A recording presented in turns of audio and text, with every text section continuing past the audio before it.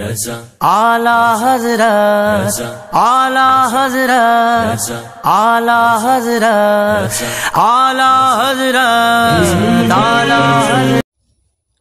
نحمده ونصلی ونسلم علی رسولہ الکریم اما بعد فاعوذ باللہ من الشیطان الرجیم بسم اللہ الرحمن الرحیم۔ آج ہمارے پاس ایک سوال جس کا ہم نے جواب دینا ہے، وہ ہمارے پاس ہمارے کسی دوست نے سوال بھیجا ہے کہ ان سے کسی غیر مقلد جن کو وہابی کہا جاتا ہے، اس نے یہ سوال پوچھا ہے ہمارے دوست سے کہ علماء اہل سنت جو ہیں وہ اپنے اولیاء کرام کو، اپنے ائمہ کرام کو، اور اشارہ ان کا حضرت غوث پاک رضی اللہ تعالیٰ عنہ اور حضرت امام اعظم ابو حنیفہ رحمۃ اللہ علیہ کی طرف تھا، اور کہا کہ آپ لوگ اپنے اماموں کو، اپنے پیروں کو، اپنے ولیوں کو آپ تو انبیاء کرام سے بھی افضل مانتے ہیں یا افضل بنانا چاہتے ہیں شاید۔ تو اب ہم نے سوچنا اس بات کو ہے کہ آیا کہ یہ جو خیال ہے ان لوگوں کی، یہ جو اس سوال سے پتہ چلتا ہے ان کی ذہنیت کا، اور اس پر ہم سب سے پہلا سوال یہ کریں گے کہ یہ سوال کو نیا نہیں ہے۔ اس وہابی نے جو سوال پوچھا ہے یہ کوئی نیا نہیں ہے، ہمیں پتہ ہے کہ یہ تعلیم ان کو کس کتاب سے ملی ہے، اور ان کے مذہب کے اندر اس طرح کے اہل سنت کے حوالے سے بدگمانیاں زیادہ ہیں۔ اب پوچھا جائے کہ اس موضوع پر ان کے پاس دلیل کیا ہے کہ جس کے اندر وہ ہماری کسی کتاب سے نکال کر یہ بات بتائیں، دکھائیں کہ جس کے اندر لکھا ہو ہمارے کسی مضبوط عالم دین، ہمارے کسی اہل سنت کے بڑے بزرگ نے،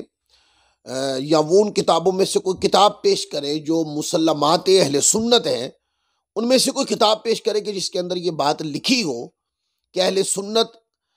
انبیاء کرام کو، اولیاء کرام یعنی ان کے جو ولی پیر مرشد جو ہمارے بارے میں وہ بات کرتے ہیں، کوئی ایک دکھا دے کہ غوث پاک کو ہم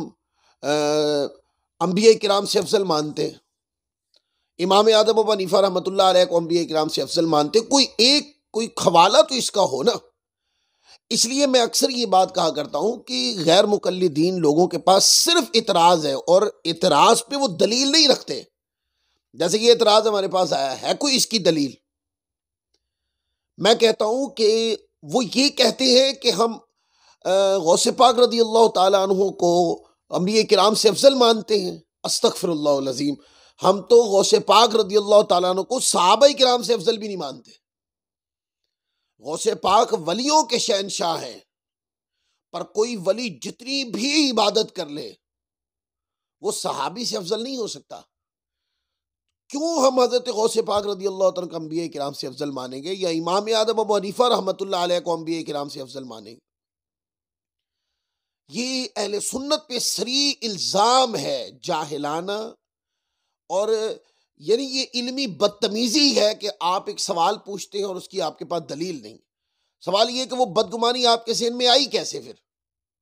وہ پھر ایسا ہوتا ہوگا کہ غیر مقلدین لوگ جو ہیں شرک و بدعت کے نام کا جو ترانہ پڑھتے رہتے ہیں ہر وقت، وہ یہ ترانہ گنگناتے رہتے ہیں اپنی مسجدوں کے اندر، پڑھتے رہتے ہیں، اور اس ترانے کے یہ اثرات ہوتے ہیں کہ جب آپ بغیر دلیل کے لوگوں کو بد مذہبیت سکھائیں گے اور وہ لوگ اہل حق، اہل سنت سے یہ سوال کریں گے، تو ہم تو یہ پوچھیں گے نا کہ یہ ہماری کس کتاب میں ہے، اور پھر جب اس کا جواب نہیں آئے گا تو یہی وہ انداز تبلیغ ہے جو امت کے اندر جو ہے نا انتشار اور افتراق کو جنم دے رہا ہے۔ اب آپ پوچھیں کہ اہل سنت کا اس میں مذہب کیا؟ اہل سنت کا مذہب، یہ جو سوال پوچھا اس کے برعکس ہے۔ ہم انبیاء کرام سے اولیاء کو افضل نہیں مانتے، اپنے ائمہ کرام کو انبیاء کرام سے افضل نہیں مانتے، بلکہ ہمارا عقیدہ یہ ہے کہ کوئی بندہ اگر ولیوں کو، ائمہ کرام کو انبیاء کرام سے افضل مانے تو ہمارے تو ائمہ نے اس ایسے عقیدے پہ کفر کا اطلاق کیا ہے۔ آپ پوچھیں دلیل، یہ میرے ہاتھ میں فتاوی رضویہ شریف ہے، اس کی جلد نمبر 14 ہے۔ اب اس کی جلد نمبر 14 اور اس کا صفحہ نمبر ہے جی، صفحہ نمبر 261 سے یہ بحث شروع ہو رہی ہے،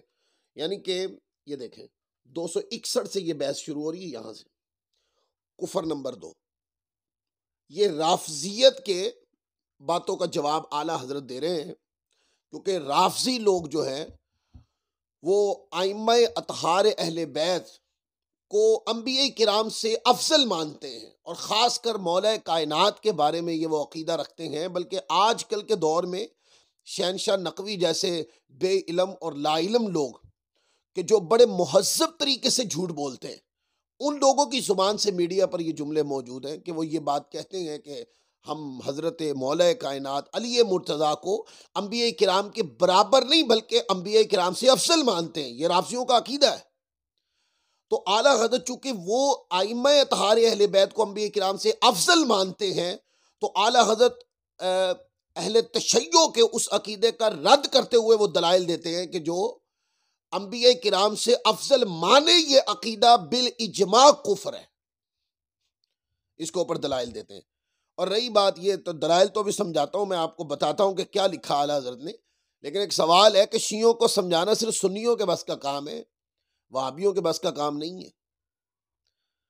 کیونکہ شیعوں کے ساتھ ٹکر لینا اور ان کو سمجھانا اور ان کے مذہب کی کمزوری ان کو بتانا،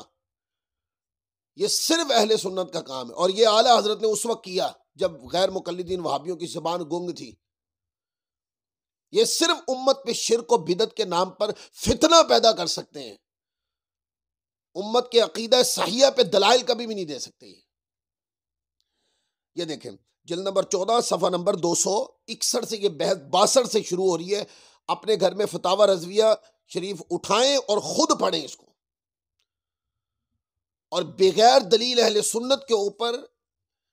غیر مقلدین کی یہ بک بک جو ہے اس کو بند کریں۔ آپ لکھتے ہیں اعلیٰ حضرت کہ اہل تشیع کا ان کا سیدنا امیر المؤمنین مولا علی کرم اللہ تعالی وجہہ الکریم اور دیگر ائمہ طاہرین رضی اللہ تعالی علیہم اجمعین کو حضرات عالیات انبیاء سابقین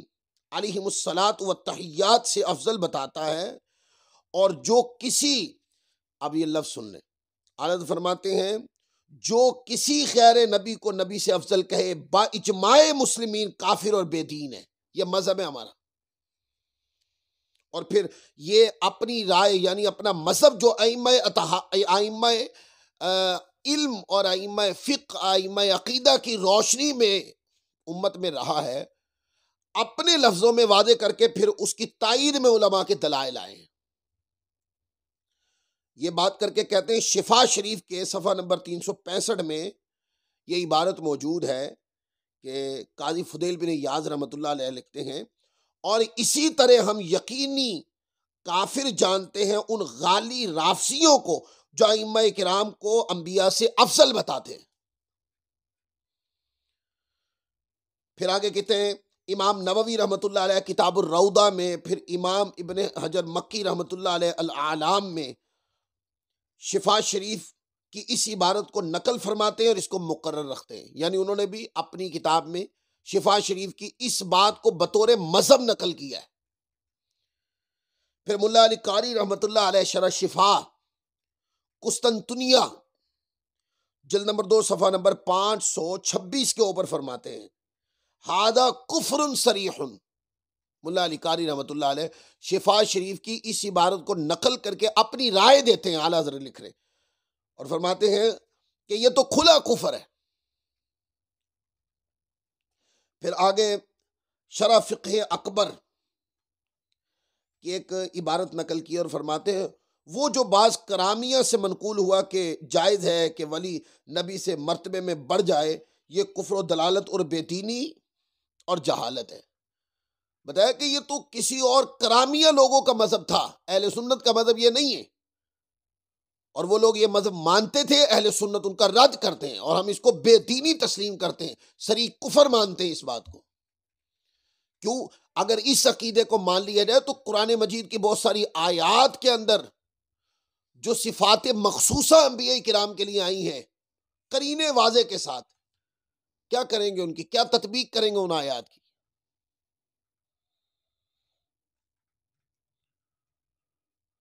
اور پھر اسی طرح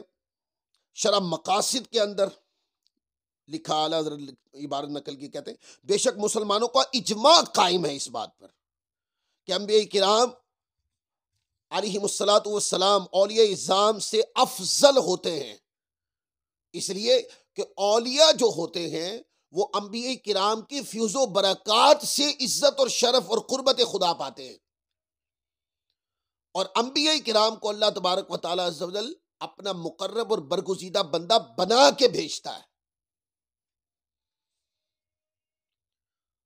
پھر حدیقہ ندیہ اس کی جلد نمبر 1 صفحہ نمبر 215 کے حوالے سے اعلیٰ نقل فرماتے ہیں کہ کسی غیر نبی کو ایک نبی سے افضل کہنا تمام انبیاء کرام سے افضل بتانا ہے۔ اتنی بڑی بات لکھ دی کہ کوئی غیر نبی کو نبی سے افضل نہیں کہہ سکتے، اور اشارہ اس طرف کیا کہ یہ جملہ بولنا ہے ایسے جیسے سارے انبیاء کرام کی توہین کر دی ہو کسی نے۔ شرح عقائد نصفی کی عبارت کو نقل کیا، کہتے ہیں ولی کو کسی نبی سے خواہ وہ نبی مرسل ہو یا غیر مرسل افضل بتانا کفر و دلالت ہے، اور کیوں نہ ہو کہ اس میں ولی کے مقابل نبی کی تحقیر اور اجماع کا رد ہے